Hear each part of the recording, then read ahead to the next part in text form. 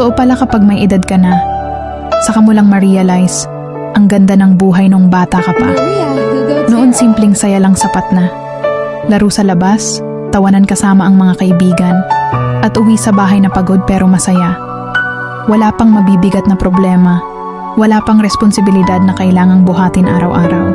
Ang iniisip mo lang noon kung anong laro ang susunod at kung anong oras kakakain.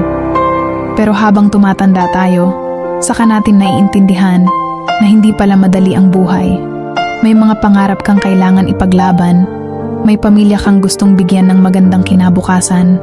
Doon mo marirealize na ang mga simpleng araw noong bata ka ay mga panahong hindi mo na mababalikan. Pero pwede mong gawing inspirasyon para mas lumaban. Kaya kung pagod ka man ngayon, tandaan mo lang, minsan kang naging batang puno ng pangarap. At hanggang ngayon nasa iyo pa rin ang lakas na iyon para ipagpatuloy ang laban sa buhay.